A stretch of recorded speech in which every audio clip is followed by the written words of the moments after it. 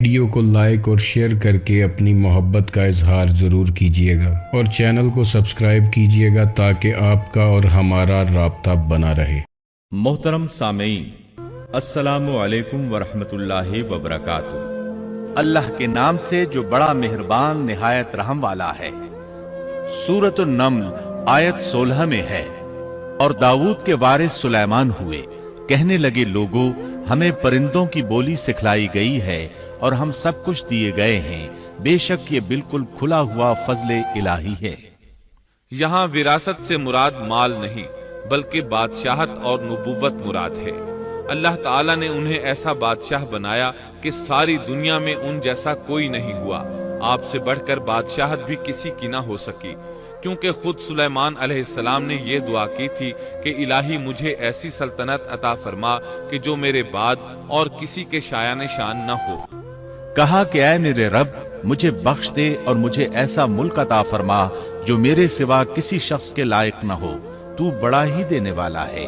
بس ہم نے ہوا کو ان کے ماتحت کر دیا، وہ آپ کے حکم سے جہاں آپ چاہتے نرمی سے پہنچا دیا کرتی تھی، اور طاقتور جنوں کو بھی ان کا ماتحت کر دیا، ہر عمارت بنانے والے کو اور غوطہ خور کو اور دوسرے جنات کو بھی جو زنجیروں میں جکڑے رہتے تھے۔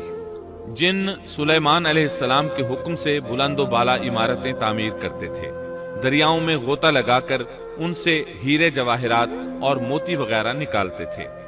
دوسرے جو کام عام انسانوں کی طاقت سے زیادہ ہوتے تھے وہ آپ جنوں سے لیا کرتے تھے۔ جو جن آپ کے حکم سے سرتابی کرتے یا شرارتیں کر کے کام میں رکاوٹ ڈالتے یا دوسروں کو تنگ کرتے تو آپ انہیں زنجیروں میں جکڑ کر قید خانے میں ڈال دیتے، اور یہ آپ پر اللہ کی طرف سے بہت بڑا انعام اور احسان تھا، جیسا کہ اللہ تعالیٰ سورۃ صاد آیت 39 میں فرماتے ہیں، یہ ہے ہمارا عطیہ، اب تو احسان کر یا روک رکھ، کچھ حساب نہیں۔ اللہ تعالیٰ نے سلیمان علیہ السلام کو ان پر قبضہ اور اختیار دے دیا اور فرمایا اب آپ کی مرضی، آپ انہیں سزا دیں یا درگزر کریں، کسی کو کچھ دیں یا روک لیں، آپ کے لیے سب کچھ جائز ہے۔ دوسرے مقام پر اللہ تعالیٰ سورہ سبا آیت 12 میں فرماتے ہیں، اور اس کے رب کے حکم سے بعض جنات اس کی ماتحتی میں اس کے سامنے کام کرتے تھے، اور ان میں سے جو بھی ہمارے حکم سے سرکشی کرے ہم اسے بھڑکتی ہوئی آگ کے عذاب کا مزہ چکھائیں گے۔ اس طرح اللہ تعالیٰ سورہ سبا آیت 13 میں فرماتے ہیں، جو کچھ سلیمان چاہتے جنات وہ تیار کر دیتے، مثلا قلعے، مجسمے اور حوضوں جیسے پیالے اور چولہوں پر جمی ہوئی مضبوط دیگیں۔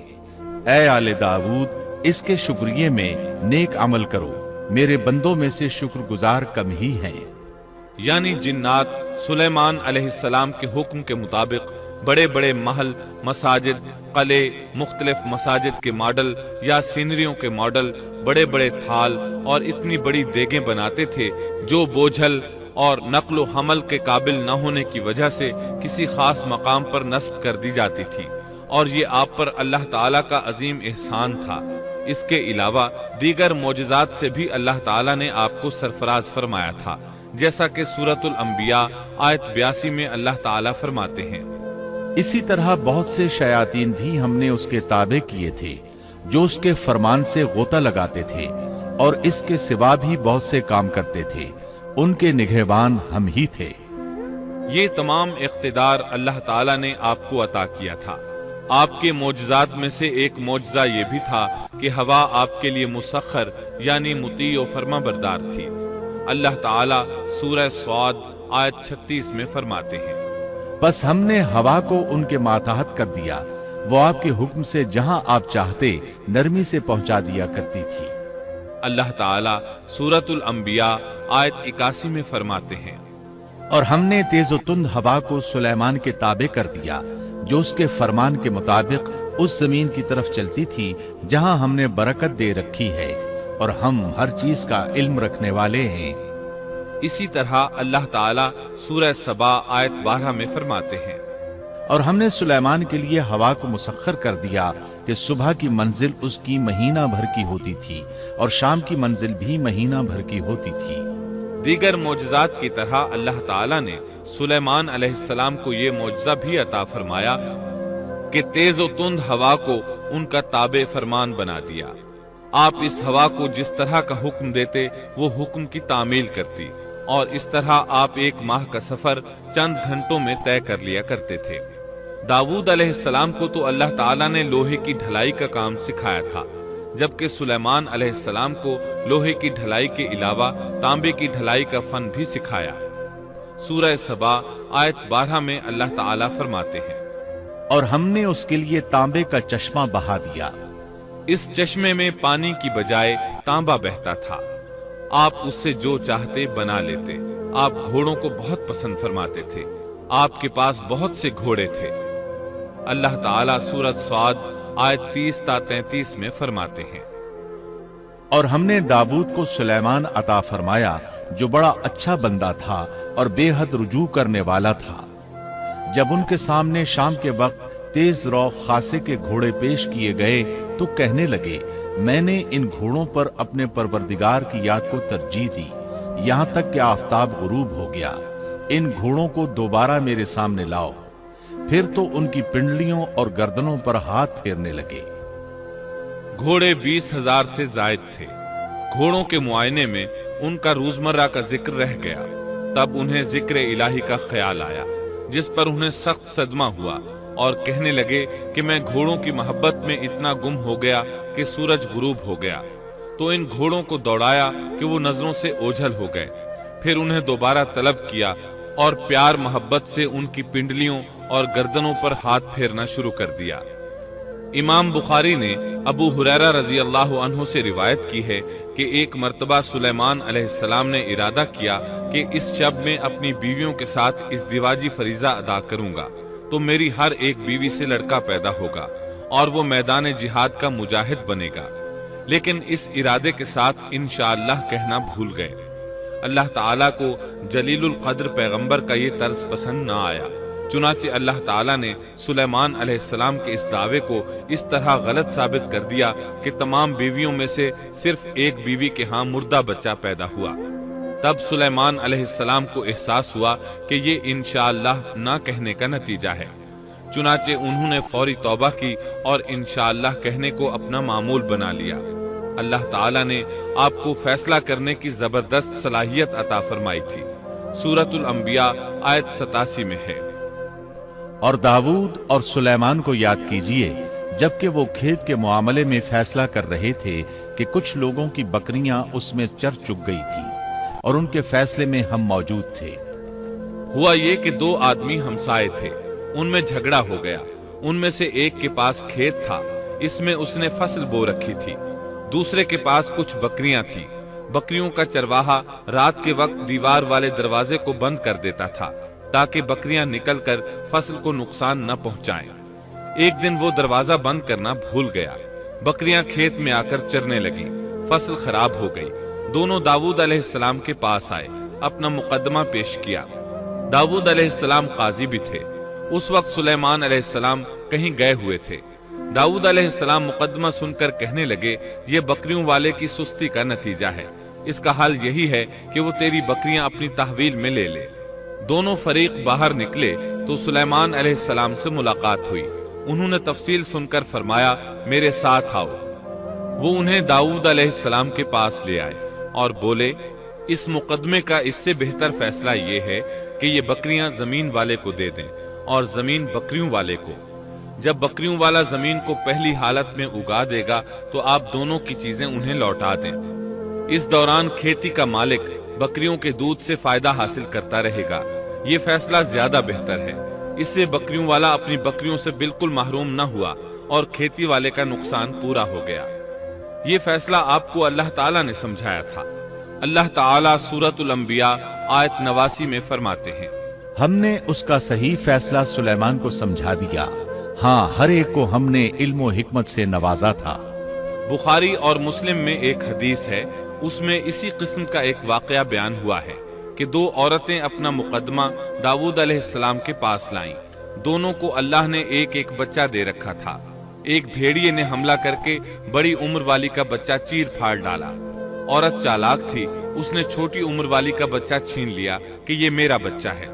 दाऊद अलैहिस्सलाम ने देखा बच्चा बड़ी औरत के पास है। تو اس کے حق میں فیصلہ دے دیا۔ سلیمان علیہ السلام نے داؤد علیہ السلام سے اجازت چاہتے ہوئے کہا، کیا میں اس مقدمے کا فیصلہ کر سکتا ہوں؟ انہوں نے اجازت دے دی۔ سلیمان علیہ السلام نے عورت سے کہا، بچہ مجھے دے دو۔ بچہ ہاتھ میں لے کر انہوں نے تلوار نکالی اور دونوں عورتوں سے فرمایا، میں اس کے 2 ٹکڑے کر کے تم دونوں میں برابر برابر تقسیم کرنے لگا ہوں۔ یہ سن کر بڑی عورت بولی کہ ٹھیک ہے، جبکہ چھوٹی عورت مامتا کی وجہ سے چلا اٹھی کہ آپ اسے زندہ رہنے دیں اور اسے دے دیں۔ یہ سنتے ہی سلیمان علیہ السلام بول اٹھے، تو ہی اس کی ماں ہے، جس سے اپنے بچے کے ٹکڑے دیکھنا برداشت نہ ہو سکا، پھر بچہ اسے دے دیا۔ سلیمان علیہ السلام کا ایک تیسرا واقعہ قرآن میں یوں ہے، سورۃ النمل آیت 17 اور 18 میں ہے، اور سلیمان کے سامنے ان کے تمام لشکر جنات، انسان اور پرندوں میں سے جمع کیے گئے، ہر قسم الگ الگ کھڑی کر دی گئی۔ جب وہ چیونٹیوں کے میدان میں پہنچے تو ایک چیونٹی نے کہا، اے چیونٹیوں، اپنے اپنے گھروں میں گھس جاؤ، ایسا نہ ہو کہ بے خبری میں سلیمان اور ان کا لشکر تمہیں روند ڈالے۔ ان تمام لشکروں کو اکٹھا کیا گیا تھا۔ اللہ تعالیٰ نے چیونٹی کی یہ بات سلیمان علیہ السلام کو سنوا دی۔ سورہ نمل آیت 19 میں ہے، اس کی اس بات پر سلیمان مسکرا کر ہنس پڑے اور دعا کرنے لگے کہ اے پروردگار، تو مجھے توفیق دے کہ میں تیری ان نعمتوں کا شکر بجا لاؤں جو تو نے مجھ پر انعام کی ہیں، اور میں ایسے نیک اعمال کرتا رہوں جن سے تو خوش رہے، اور مجھے اپنی رحمت سے نیک بندوں میں شامل فرما۔ آپ کا ایک واقعہ ملکہ بلقیس کے ساتھ پیش آیا۔ سورہ نمل آیت 20 تا 25 میں ہے، آپ نے پرندوں کی دیکھ بھال کی اور فرمانے لگے، کیا بات ہے کہ ہدہد نظر نہیں آ رہا؟ کیا وہ واقعی غیر حاضر ہے؟ یقیناً میں اسے سخت سزا دوں گا یا اسے ذبح کر ڈالوں گا، یا وہ میرے سامنے کوئی معقول وجہ بیان کرے۔ کچھ زیادہ دیر نہ گزری تھی کہ اس نے آ کر کہا، میں ایک ایسی خبر لایا ہوں کہ آپ کو اس کی خبر ہی نہیں، اور میں سبا کی ایک سچی خبر آپ کے پاس لایا ہوں۔ میں نے دیکھا ہے کہ ان کی بادشاہ ایک عورت ہے جسے ہر قسم کی چیز سے کچھ نہ کچھ دیا گیا ہے، اور اس کا تخت بھی بڑا عظیم ہے۔ میں نے اسے اور اس کی قوم کو اللہ تعالیٰ کو چھوڑ کر سورج کو سجدہ کرتے ہوئے پایا ہے۔ شیطان نے ان کے کام مزین کر کے انہیں دکھلا کر سیدھے راستے سے ہٹا دیا ہے، پس وہ ہدایت پر نہیں آتے کہ اسی اللہ کو سجدہ کریں جو آسمانوں اور زمینوں کی پوشیدہ چیزوں کو باہر نکالتا ہے، اور جو کچھ تم چھپاتے اور ظاہر کرتے ہو وہ سب کچھ جانتا ہے۔ ہدہد نے اللہ تعالیٰ کی یہ صفت اس لیے بیان کی کہ یہ اپنی حس کے ذریعے زمین میں پانی والے حصے کا پتہ چلا لیتا ہے۔ سلیمان علیہ السلام کو بھی یہی ہدہد بتایا کرتا تھا کہ پانی کہاں ہے، پھر آپ جنات کے ذریعے پانی نکلواتے تھے۔ یہ اطلاع سن کر سلیمان علیہ السلام حیران ہوئے۔ آپ نے ہدہد سے کہا، ہم ابھی تمہاری بات کی تصدیق کر لیتے ہیں۔ سورہ نمل آیت 27 اور 28 میں ہے، سلیمان نے کہا، اب ہم دیکھیں گے کہ تو نے سچ کہا ہے یا تو جھوٹا ہے۔ میرے اس خط کو لے جا کر انہیں دے دے، پھر ان کے پاس سے ہٹ آ اور دیکھ کہ وہ کیا جواب دیتے ہیں۔ آپ نے ایک خط لکھ کر اسے دیا۔ ہدہد وہ خط لے کر ملکہ بلقیس کے محل پہنچا۔ خط اس کے سامنے گرا کر خود دیوار پر جا بیٹھا۔ خط دیکھ کر ملکہ بلقیس نے کہا، وہ کہنے لگی، اے سردارو، میری طرف ایک باوقت خط ڈالا گیا ہے جو سلیمان کی طرف سے ہے، اور جو بخشش کرنے والے مہربان اللہ کے نام سے شروع ہے۔ یہ کہ تم میرے سامنے سرکشی نہ کرو اور مسلمان بن کر میرے پاس آ جاؤ۔ اس نے کہا، اے میرے سردارو، تم میرے اس معاملے میں مجھے مشورہ دو۔ میں کسی امر کا قطعی فیصلہ جب تک تمہاری موجودگی اور رائے نہ ہو نہیں کیا کرتی۔ ان سب نے جواب دیا کہ ہم طاقت اور قوت والے، سخت لڑنے بھیڑنے والے ہیں، آگے آپ کو اختیار ہے، آپ خود ہی سوچ لیجئے کہ ہمیں آپ کیا کچھ حکم فرماتی ہیں۔ اس نے کہا کہ بادشاہ جب کسی بستی میں گھستے ہیں تو اسے اجاڑ دیتے ہیں اور وہاں کے باعزت لوگوں کو ذلیل کر دیتے ہیں، اور یہ لوگ بھی ایسا ہی کریں گے۔ میں انہیں ایک ہدیہ بھیجنے والی ہوں، پھر دیکھ لوں گی کہ قاصد کیا جواب لے کر لوٹتے ہیں۔ ملکہ بلقیس یہ اندازہ کرنا چاہتی تھی کہ سلیمان علیہ السلام کس قسم کے بادشاہ ہیں، اور یہ کہ وہ ان کے خلاف لڑ سکیں گے یا نہیں۔ چنانچہ اس نے فلسطین کی طرف بے شمار تحائف روانہ کیے۔ تاکہ لڑائی کی نوبت نہ آئے، لیکن جب یہ تحائف سلیمان علیہ السلام کے پاس پہنچے تو آپ غضبناک ہو گئے۔ بس جب قاصد سلیمان کے پاس پہنچا تو آپ نے فرمایا، کیا تم مال سے مجھے مدد دینا چاہتے ہو؟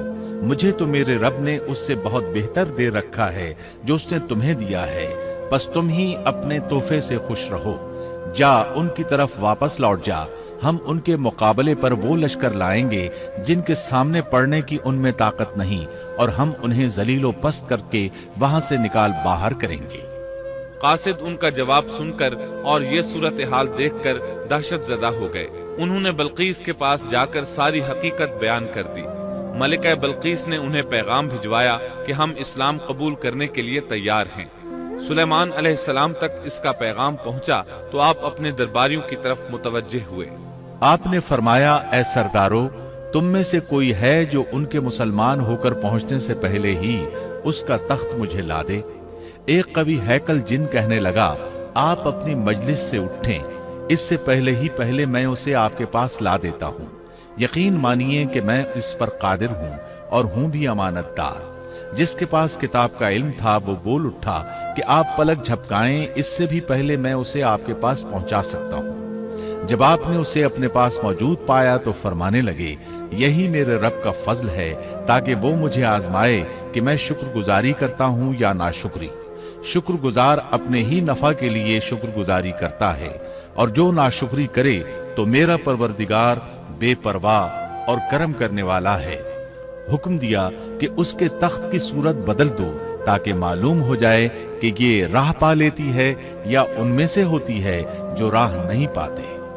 تخت لانے والے آدمی کے متعلق جو یہ آیا ہے کہ اس کے پاس کتاب کا علم تھا، تو مفسرین کا اس کے بارے میں اختلاف ہے کہ وہ کون تھا۔ قرآن کریم کے الفاظ سے جو معلوم ہوتا ہے وہ اتنا ہی ہے کہ وہ کوئی انسان ہی تھا جس کے پاس کتاب الہی کا علم تھا۔ اللہ تعالیٰ نے کرامت اور اعجاز کے طور پر اسے یہ قدرت دے رکھی تھی کہ پلک جھپکتے وہ تخت لے آیا۔ پھر سلیمان علیہ السلام نے تخت میں تبدیلی کا حکم دیا۔ تخت میں تبدیلی کا حکم سن کر اس میں سے ہیرے جواہر نکال دیے گئے اور دوسری جگہوں پر لگا دیے گئے۔ سورہ نمل آیت 42 اور 43 میں ہے۔ پھر جب وہ آ گئی تو اس سے کہا گیا کہ ایسا ہی تیرا بھی تخت ہے۔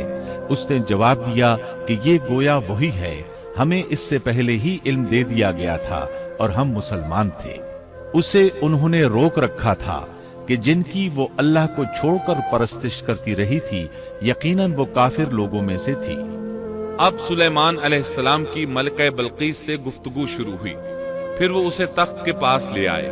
اس سے پوچھا، کیا تیرا تخت بھی اسی طرح کا ہے؟ اس نے بہت اچھا اور فصاحت سے بھرپور جواب دیا۔ اس نے نہ تو یہ کہا کہ ہاں، کیونکہ وہ تو اپنا تخت پیچھے سبا کے علاقے میں چھوڑ آئی تھی، یہاں کیسے آ سکتا تھا، نہ اس نے یہ کہا کہ نہ، کیونکہ یہ وہی محسوس ہو رہا تھا۔ البتہ اس میں قدر تبدیلی محسوس ہو رہی تھی۔ اس نے عجیب جملے میں جواب دیا کہ یہ وہی لگتا ہے۔ سلیمان علیہ السلام یہ جواب سن کر حیران ہوئے۔ اب آپ نے اسے اپنی سلطنت کا غلبہ دکھانے کے لیے ایسا منظر دکھایا جو کسی بشر نے آج تک نہیں دیکھا۔ چنانچہ آپ اسے ایک محل میں لے گئے۔ یہ مکمل طور پر شیشے کا تھا، اس سے دوسری طرف دیکھا جا سکتا تھا۔ فرش بھی شیشے کا تھا، شیشے کے نیچے پانی چھوڑا گیا تھا، پانی چلتا رہتا تھا۔ آپ اسے لیے اندر داخل ہوئے تو وہ بہت حیران ہوئی کہ محل میں پانی بہہ رہا ہے۔ اس نے اپنا لباس کچھ اوپر کر لیا کہ بھیگ نہ جائے۔ اس نے اپنا پاؤں پانی پر رکھنا چاہا تو وہ شیشے پر پڑا، اور زیادہ حیران ہوئی اور شرمندہ بھی کہ دھوکہ کھا گئی۔ اور یہ سب کچھ جنات کے ذریعے تیار کرایا گیا تھا۔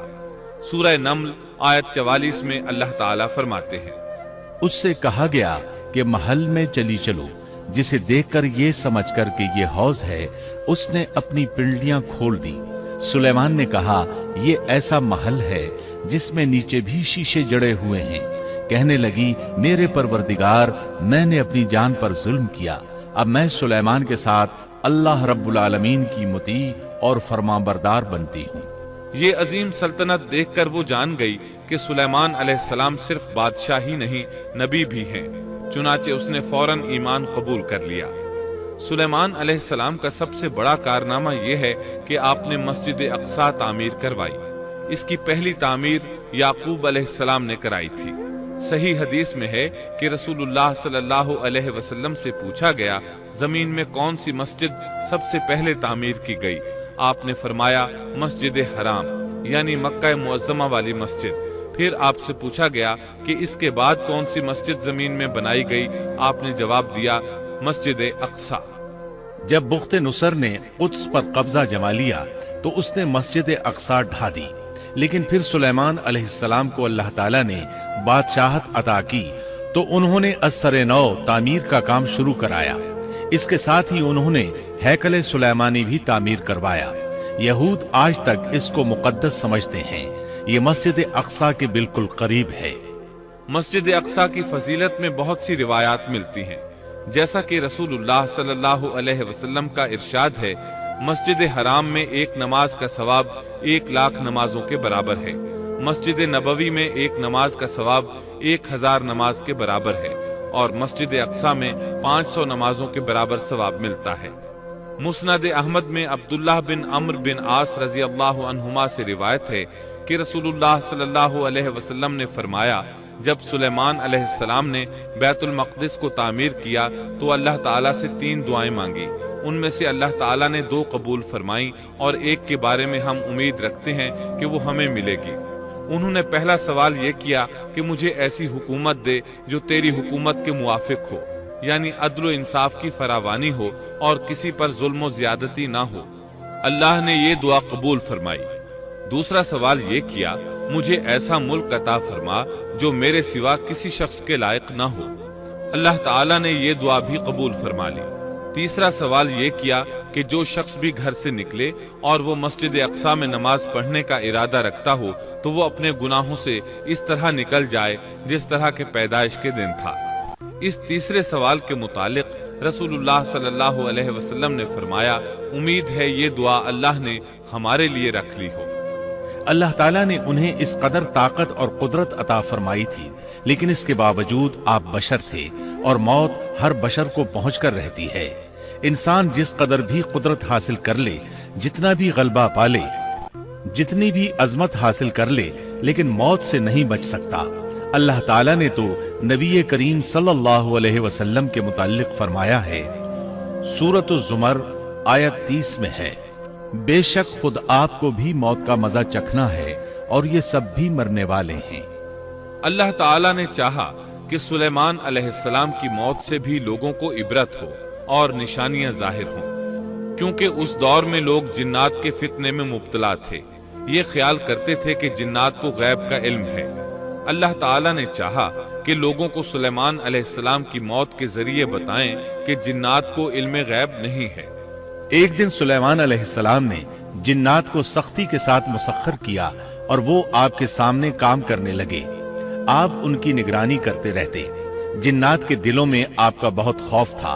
आप उन्हें सुस्ती करने पर सख्त सजा देते थे। आप खड़े उनकी निगरानी कर रहे थे। उस वक्त आपकी उम्र 150 साल थी। जिन्नात बैतुल मक़दिस की तामीर में मसरूफ थे। ऐसे में आपने अपना असा पकड़ा और उस पर अपनी हथेलियां टिका दी, फिर हथेलियों पर अपना सर रख दिया। इस तरह उनकी निगरानी करते रहे। इसी हालत में अल्लाह ताला ने आपकी रूह कब्ज कर ली, ताहम आपकी आंखें खुली रहीं। उधर जिन मुसलसल काम में लगे रहे। वो यही ख्याल करते रहे कि सुलेमान अलैहिस्सलाम जिंदा हैं और उन्हें देख रहे हैं। आपका खलीफा आया तो वो जान गया आप इंतकाल कर गए हैं, लेकिन उसने भी जिन्नात पर यह बात जाहिर न की। इस तरह 2 साल गुजर गए। जिन इस कदर सख्त निगरानी पर हैरान थे। वो देख रहे थे कि 2 साल से सुलेमान अलैहिस्सलाम ने हरकत तक नहीं की, पलक तक नहीं झपकी। उधर अल्लाह ताला ने दीमक को सुलेमान अलैहिस्सलाम के असा पर मुसल्लत कर दिया। वो अंदर अंदर लाठी को खोखला करती रही। आखिर लाठी टूट गई। सुलेमान अलैहिस्सलाम जमीन पर गिर गए। उस वक्त जिन्नात को पता चला कि उन्हें फौत हुए तो अरसा दराज हो चुका है। तब इंसानों को भी मालूम हो गया कि जिन्नात को गैब का इल्म नहीं है। अल्लाह ताला सूरह सबा आयत 14 में फरमाते हैं, फिर जब हमने उन पर मौत का हुक्म भेज दिया तो उनकी खबर जिन्नात को किसी ने न दी, सिवाय घुन के कीड़े के जो उनके आसा को खा रहा था। بس جب سلیمان گر پڑے تو اس وقت جنات نے جان لیا کہ اگر وہ غیب دان ہوتے تو اس ذلت کے عذاب میں مبتلا نہ رہتے۔ اس طرح اللہ تعالیٰ نے لوگوں کو مطلع کر دیا کہ جنات بھی مخلوق ہیں، غیب دان نہیں، اللہ تعالیٰ ہی ان پر قادر ہے۔ اور اسی کے ساتھ سلیمان علیہ السلام کا قصہ اپنے اختتام کو پہنچا۔